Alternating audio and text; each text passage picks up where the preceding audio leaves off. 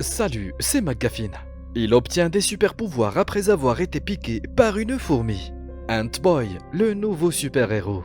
Aujourd'hui, je vais vous présenter un film intitulé Ant-Boy. Dans les laboratoires d'Exopharm, un mystérieux scientifique mène des expériences à l'aide de fourmis quand soudain, son arthrite le frappe à la jambe avec une douleur atroce.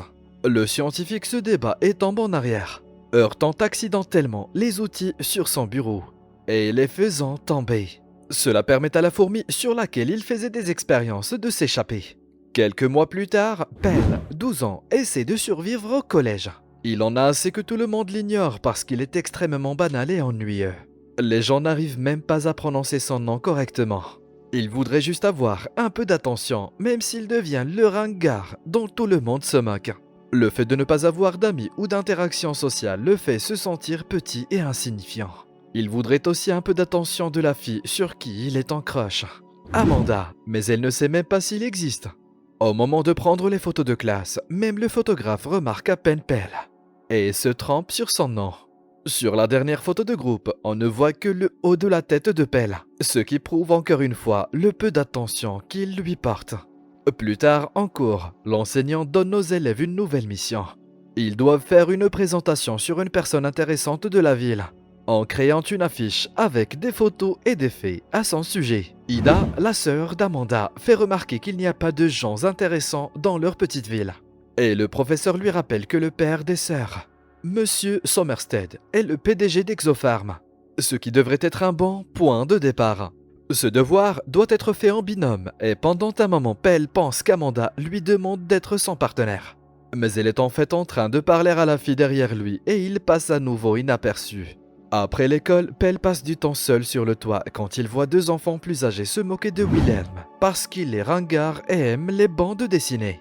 Pell décide d'aider en lançant sa pomme sur les garçons, ce qui les fait reculer puis il essaie de se cacher derrière le toit. Il s'en serait sorti si un professeur ne l'avait pas vu par la fenêtre et ne lui avait pas reproché d'être sur le toit. Les garçons le voient aussi et le poursuivent à travers la ville. Pell est plus rapide qu'eux, mais il ne sait pas combien d'énergie il lui reste pour continuer. Alors il décide de se cacher dans le jardin d'une maison très effrayante, où une fourmi commence à monter le long de sa jambe. Les garçons entendent des bruits et devinent que Pell est dans ce jardin. Mais ils n'osent pas entrer car cette maison appartenait à Madame Gamelkra, qui est morte dans des circonstances mystérieuses. Et il y a des histoires qui circulent sur le fait que la maison pourrait être hantée. Après le départ des garçons, Pell décide de jeter un coup d'œil à la maison quand soudain, la fourmi grimpe sur son corps et lui mord le cou. Pell commence à avoir des vertiges et tombe sur le sol. La vision trouble, il voit une forme humaine s'approcher de lui. Avant qu'il puisse demander ce qui se passe, Pell s'évanouit. Lorsqu'il se réveille, la nuit est tombée. Pell rentre à la maison où il se fait gronder par sa mère pour être rentré si tard. Alors Pell invente un mensonge en disant qu'il a perdu la notion du temps en jouant avec un camarade de classe. Puis il va se coucher sans dîner parce qu'il est fatigué sans avoir faim. Une fois endormi, Pell ne peut s'empêcher de rêver de fourmis. Et il finit par se réveiller au milieu de la nuit, somnambule et affamé, pour aller manger dans la cuisine. Le lendemain matin, Pell ne se souvient de rien et est choqué de voir sa chambre pleine de paquets de nourriture et de restes, sans parler des taches sur ses lèvres et sa joue. Il prend ensuite le petit déjeuner avec ses parents qui regardent une interview de Monsieur Sommerstead sur un épisode de Puce en ville. Pendant que sa mère se rend compte qu'il n'y a plus de sucre, Pell essaie d'ajouter du lait à ses céréales. Mais le carton reste coincé entre ses mains. Heureusement, son père lui arrache des mains. Puis, Pell essaie de boire du jus de fruits, mais en prenant simplement le verre. Et il le casse. Quelques instants plus tard, Pell est en retard et lorsqu'il court dans l'école, il tombe sur Wilhelm. Il l'aide à ramasser sa bande dessinée avant de s'approcher de la salle de classe, puis de briser accidentellement la poignée sous les yeux de Wilhelm. Plus tard, pendant le cours de gym, Wilhelm ne peut s'empêcher de fixer Pell. Surtout lorsque le professeur demande un volontaire pour faire la démonstration du prochain exercice et choisit Pell parce qu'il est le seul à ne pas lever la main. Cet exercice consiste à se battre avec des bâtons de pugilat. Et le professeur profite de sa plus grande taille pour envoyer Pell au sol 2 fois de suite. Pell se sent humilié, mais lorsqu'il remarque qu'Amanda le regarde, il se ressaisit et essaie à nouveau avec plus de détermination. Cette fois, Pell esquive et bloque facilement les coups du professeur avant de le frapper en retour. le faisant voler à travers la pièce. Effrayé par ses propres capacités, Pell s'enfuit, laissant Wilhelm sous le choc. Après la fin des cours, Wilhelm suit Pell pour essayer de lui faire avouer ce qui se passe, car il est persuadé que Pell est une sorte de super-héros. Pendant que Wilhelm continue à parler de super-pouvoirs, Pell fixe un homme mystérieux qui se gare devant la maison de Madame Gamelkra. Il lui semble familier, mais ne le reconnaît pas comme la forme qu'il a vue lorsque la fourmi l'a mordu. Wilhelm continue de bafouiller, alors Pell accepte d'emprunter la bande dessinée qu'il ne cesse de proposer pour qu'il se taise.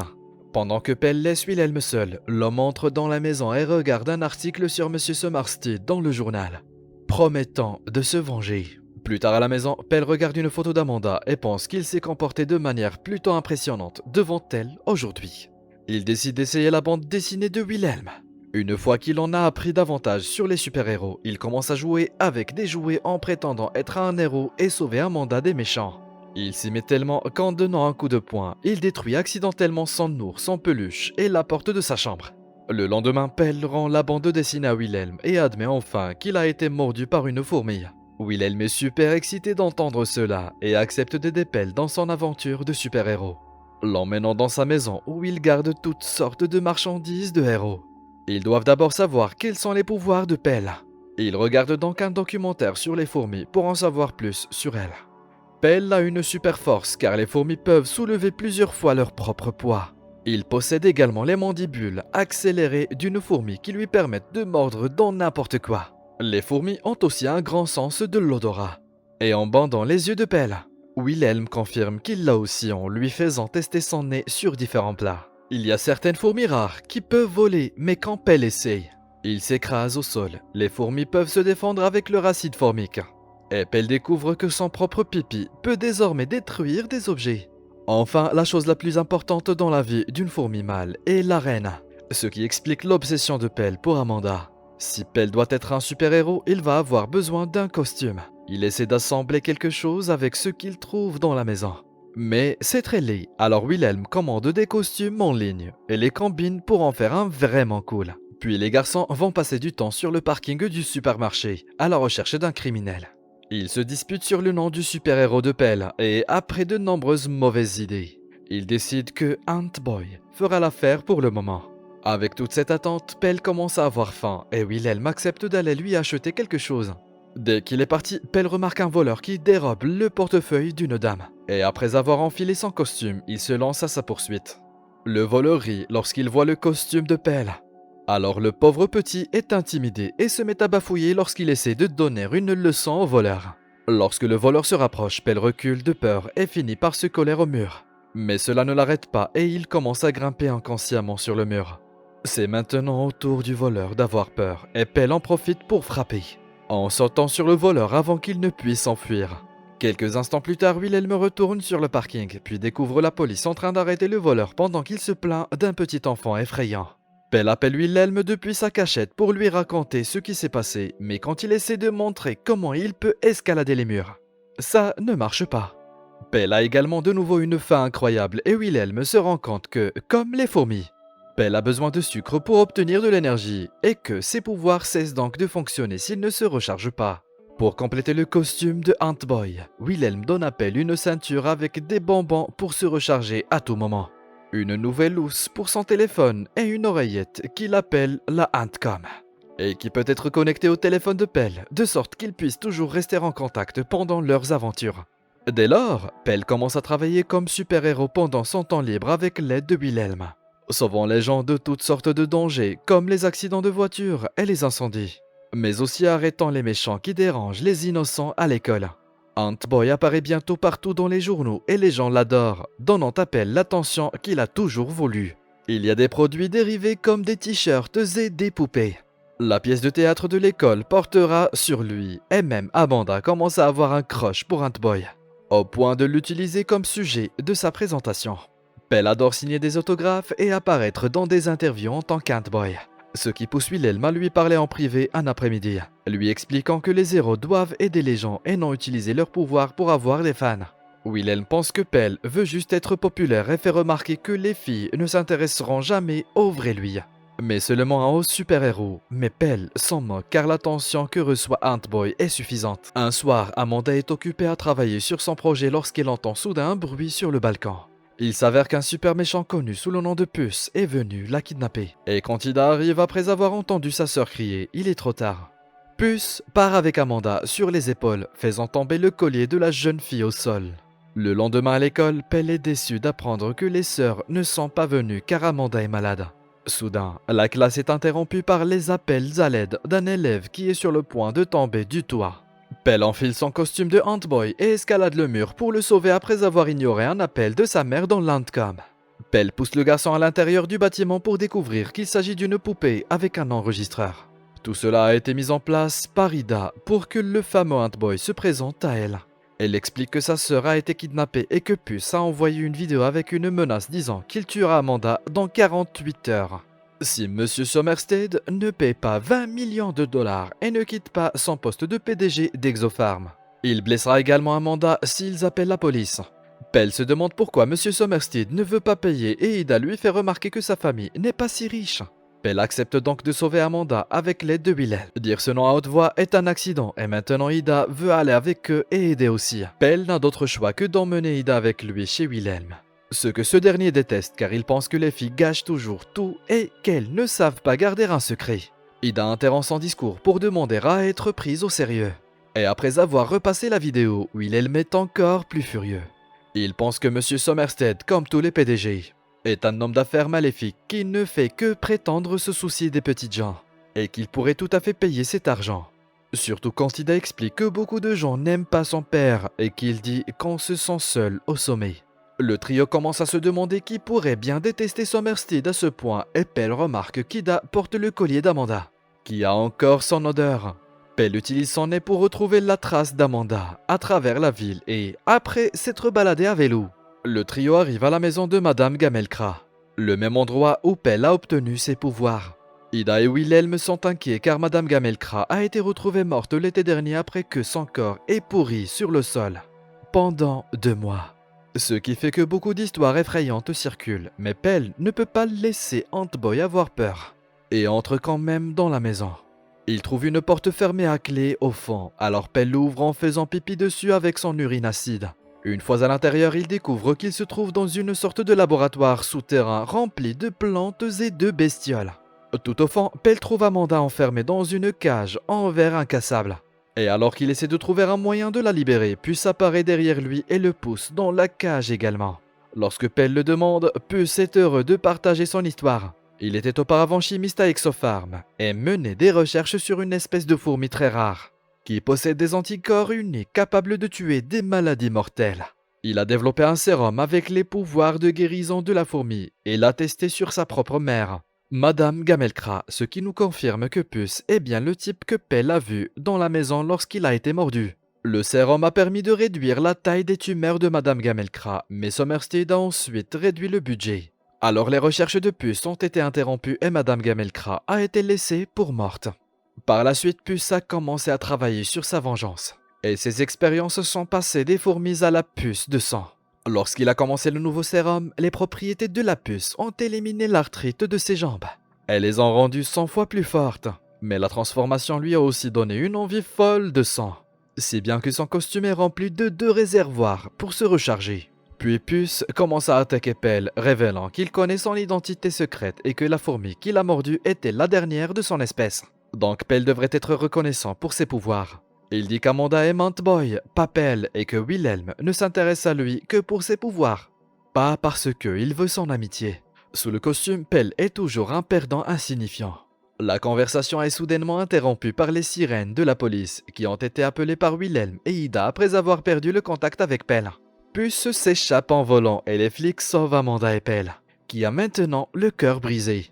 Il pense que Puce avait raison, que personne ne l'aime vraiment et qu'il ne devrait pas risquer sa vie pour des gens qui ne se soucient pas de lui. Lorsque Wilhelm leur fait remarquer qu'il devrait s'en prendre à Puce, Pell refuse et lui donne le casque en lui disant qu'il peut désormais être Ant-Boy, car il a démissionné. Wilhelm fixe le casque en considérant l'idée.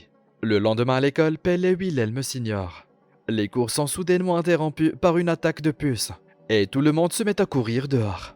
Wilhelm demande à Pell de redevenir Ant-Boy, mais Pell dit que ce n'est pas son problème et qu'il va laisser les flics s'en occuper. Après que Pell ait rejoint les autres à l'extérieur, Wilhelm enfile le casque d'Ant-Boy et prend 2 bidons d'insecticide pour aller chercher Puce. En marchant dans le couloir, il trouve une fille cachée dans un meuble et la fait partir. Mais lorsque Puce le retrouve, enfin après avoir détruit de nombreux murs, Wilhelm n'est pas assez rapide pour éviter de se faire capturer. Dehors, la petite fille raconte à tout le monde que Ant-Boy l'a sauvée. Et Pell réalise que ce doit être Wilhelm. Inquiet pour son ami, Pell se précipite à l'intérieur pour le chercher et trouve le costume que l'école a fabriqué pour la pièce Ant-Boy. Il l'enfile donc avant de se lancer à la poursuite de Puce. Lorsque le méchant le voit, il enlève le casque de Wilhelm et réalise qu'il a été dupé. Il prend donc le garçon en otage à la place. Pell veut aider, mais il commence à avoir faim. Et comme ce n'est pas son vrai costume, il n'a pas les recharges de sucre. Puce s'aperçoit immédiatement de cet avantage et recommence à briser les murs, jetant cette fois aussi Pell hors de la pièce. Cela le place à proximité d'un distributeur automatique et Pell parvient à mettre la main sur un soda, qu'il boit pour recharger ses pouvoirs. Remarquant cela, Puce décide de s'envoler avec Wilhelm pour se cacher dans les bois. Pell sort en courant et Ida essaie de lui proposer son aide, mais Pell promet qu'il s'en occupe. Après avoir utilisé ses super dents pour détruire un cadenas, Pell vole un vélo et se rend lui aussi dans la forêt. Lorsqu'il arrive dans la forêt, Pell trouve les lunettes de Wilhelm sur le sol et utilise l'odeur pour le trouver attaché à un arbre. Après l'avoir libéré, il commence à entendre la voix de Puce qui lui dit que sa vraie faiblesse n'est pas le manque de sucre, mais ses proches. Puce saute alors d'un arbre et apparaît entre les garçons, repoussant Pell d'un coup de pied et effrayant Wilhelm qui court dans la direction opposée. Une fois qu'il est assez loin, Wilhelm appelle Pell pour confirmer qu'il va bien. Et Pell lui dit qu'il a un plan. Lorsque Puce se lance à sa poursuite, il trouve le casque et la casquette sur le sol. Et Pell se montre à bonne distance. Pell les distrait en l'insultant et en le mettant au défi de se recharger pour qu'il puisse se battre en duel à 1 contre 1. Puce mord à l'hameçon et ouvre ses réservoirs pour boire du sang. Comme Pell le distrait, Wilhelm s'approche de Puce par derrière et ouvre ses réservoirs pour faire couler le sang. Après que Pell se soit rechargé lui aussi, le héros et le méchant courent l'un vers l'autre pour en finir d'un coup de poing. Et Pell arrive à le toucher en premier en voyant Puce voler contre un arbre. Comme ses réservoirs sont vides, Puce est faible et son arthrite l'affecte à nouveau. Pell lui fait remarquer qu'il a perdu parce qu'il n'a pas d'amis pour l'aider dans les moments difficiles. Mais Puce refuse d'abandonner et essaie à nouveau, seulement pour être rejeté par la super force de Pell. Après l'évanouissement de Puce, Pell rend ses lunettes à Wilhelm et ils se réconcilient. Plus tard dans la soirée, Puce est arrêté par la police et Sommerstead apparaît à la télévision pour nier toute responsabilité. Amanda se met du rouge à lèvres, s'attendant à une visite de Ant-Boy. Mais lorsqu'il se montre enfin et qu'il tente de le remercier avec un baiser, Pell la repousse et lui demande Ida pour pouvoir lui rendre le collier. Blessée, Amanda s'enfuit de la pièce et Ida entre, avouant qu'elle connaît la véritable identité d'Ant-Boy, mais promettant aussi de ne rien dire. Ida et Pell se remercient mutuellement de leur aide et acceptent de devenir amis. Un peu plus tard, Wilhelm propose à Pell de lui confectionner un costume pour être un véritable acolyte. Et Pell adore cette idée. Avec Wilhelm et Ida, il sait qu'il sera invincible. J'espère que vous avez apprécié ce résumé. Dites-nous dans les commentaires ce que vous pensez du film et abonnez-vous à notre chaîne pour voir plus de vidéos comme celle-ci. Merci d'avoir regardé.